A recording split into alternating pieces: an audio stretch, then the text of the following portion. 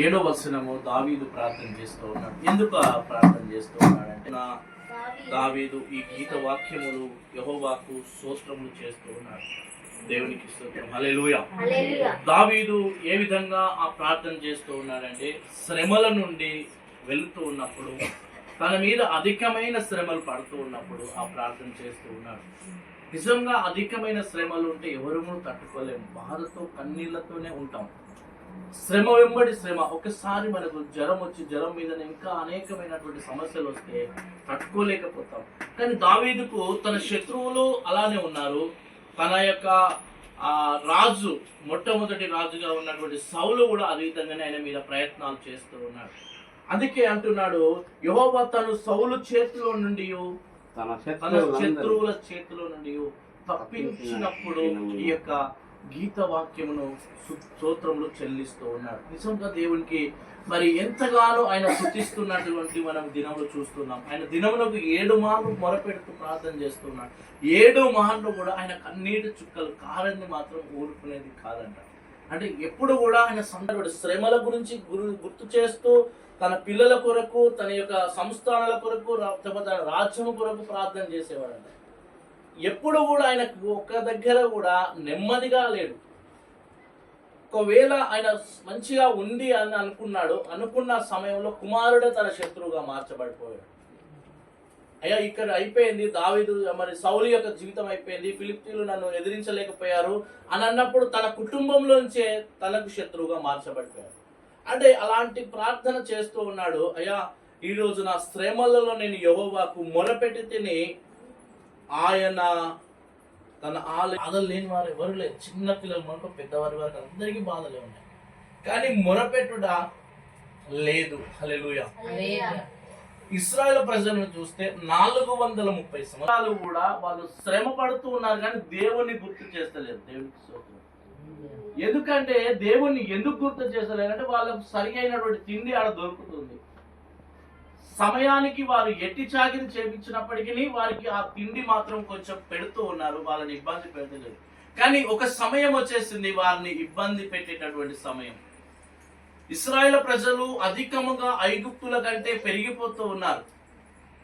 వాళ్ళు అనుకుంటున్నారు వీళ్ళు అధికముగా పెరుగుతూ ఉన్నారు, వీళ్ళ సంతానం ఎదుగుతూ ఉంది, మన సంతానం తగ్గిపోతుందని ఐగుప్తు రాజు ఆలోచించాడు. ఐగుప్తులో ఉన్నటువంటి రాజులందరూ ఆలోచించి అంటున్నారు, వీళ్ళకు కఠినమైన బాధలు పెట్టాలి, వీళ్ళని ఇంకా అధికమైన శ్రమలు ఇవ్వాలి వీళ్ళకు.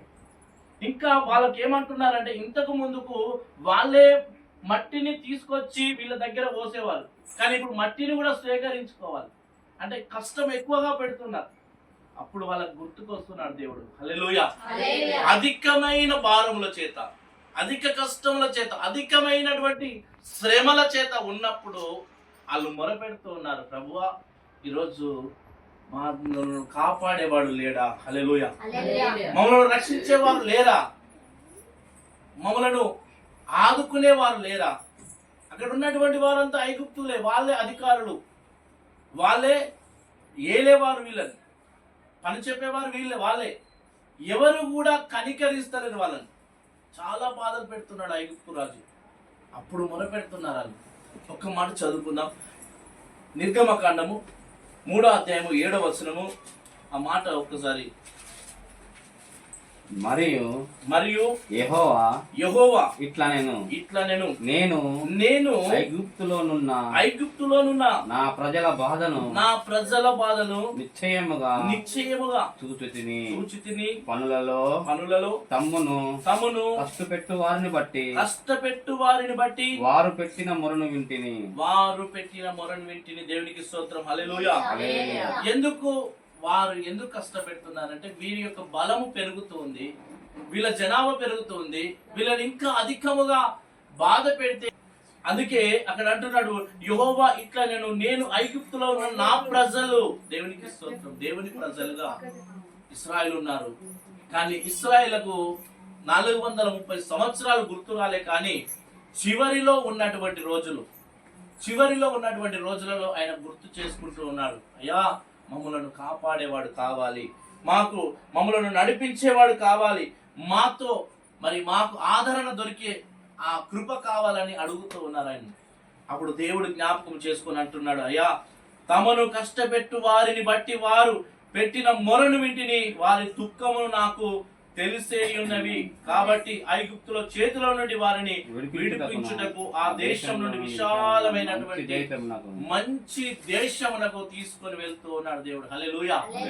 ఈరోజు శ్రమ వచ్చినప్పుడు, బాధ వచ్చినప్పుడు నువ్వు దేవునికి మొర పెట్టితే నీ మొర దేవుడు తప్పకుండా వింటాడు.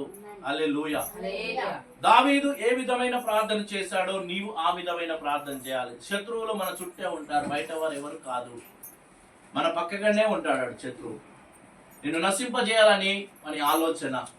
దేవుని చేతిలో పడగొట్టాలి, రోగముల చేత, లేకపోతే ఇరుకుల చేత, అప్పుల పాలు చేత, ఇంకా రకరకాలైనటువంటి హింసలు పెడుతూ ఉంటాడు. మనము ఆ సమయంలో మనము దేవుణ్ణి జ్ఞాపకం చేసుకోలేకపోతే, ఒకవేళ ఏముందులే అనుకుంటే ఇంకా శ్రమలు వస్తూ ఉంటాయి, బాధలు వస్తూ ఉంటాయి, అప్పు మీద అప్పు పెరిగిపోతుంటది, ఏమి మనకు ఆలోచన రాదు. ఇశ్రాయేలు ప్రజలకు సేమ్ అలానే అయిపోయింది. 430 సంవత్సరాలు అబ్రహాము దగ్గర నుంచి పోయినటువంటి జనాంగము యాకోబు దగ్గర 66 మంది పోతే 6 లక్షల జనాంగం తయారయ్యేదాకా కూడా వాళ్ళకు గుర్తు రాలేదు దేవుడు. వాళ్ళు పెట్టిన తిండే తిన్నారు.